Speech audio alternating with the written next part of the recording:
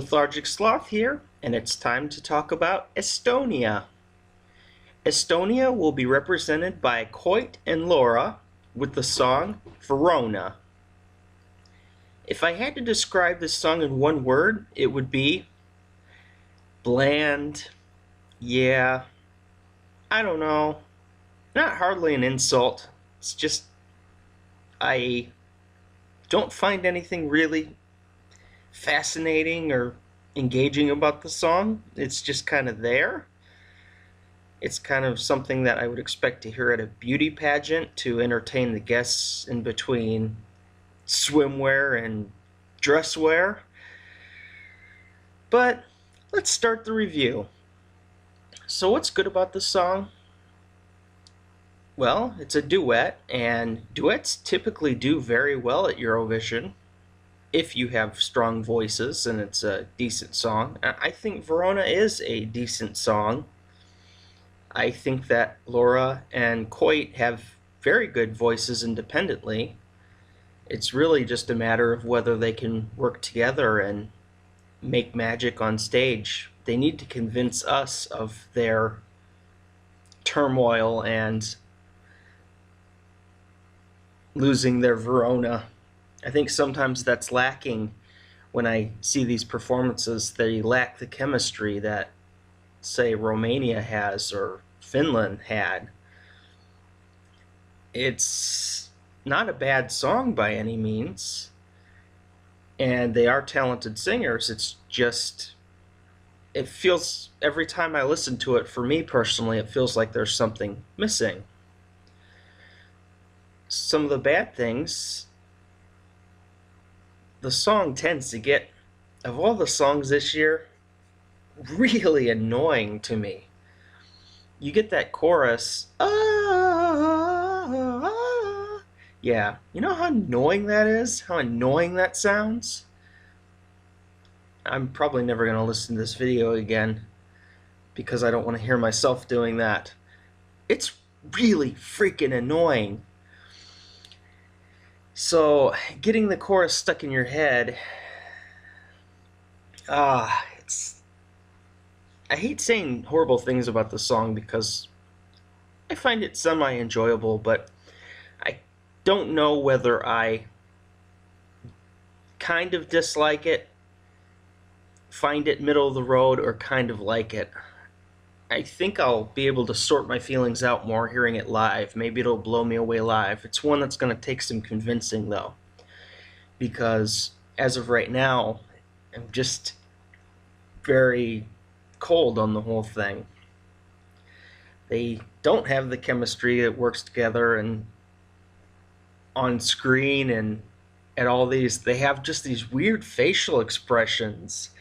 It's almost creepy, the little Elvis impersonation of Koit and Laura's interesting take on trying to be dramatic.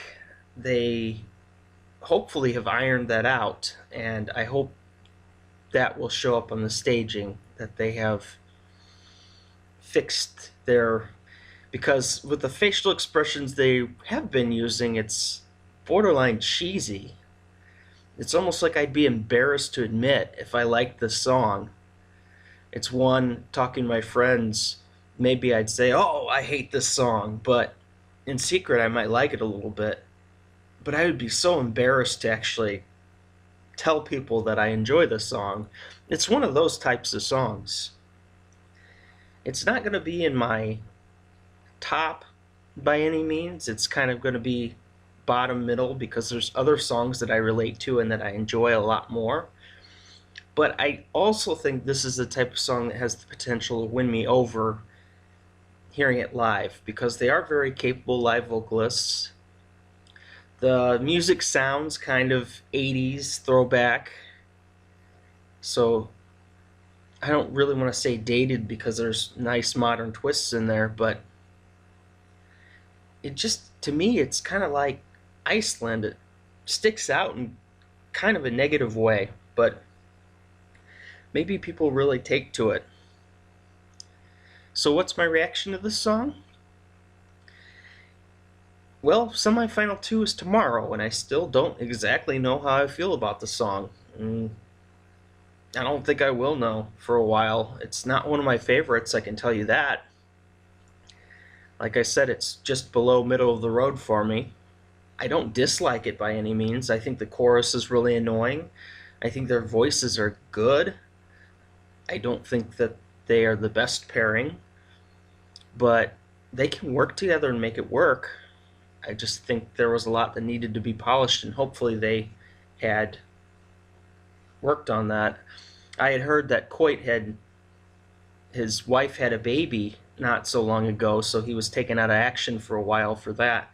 So he needed to work on the choreography and learning his marks, because the first couple rehearsals it was really bad on his part, and then later on he was doing good and Laura was doing bad. So it's been really hit or miss for these two. So I'm just hoping they pull it off, and we'll see. So what's my rating? Right now I'm going to give this 2 stars. We're going to call it average. I don't love it. I don't hate it.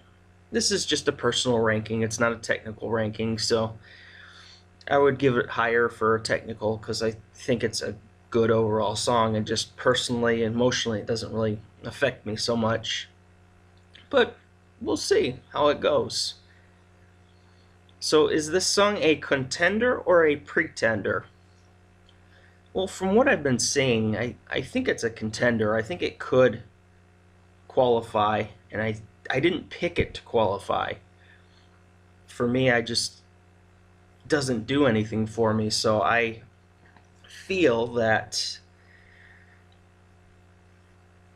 from seeing other reactions to the song that it's a very strong potential qualifier, but I don't see this winning the competition, so it could be considered a dark horse contender. I would be okay with that.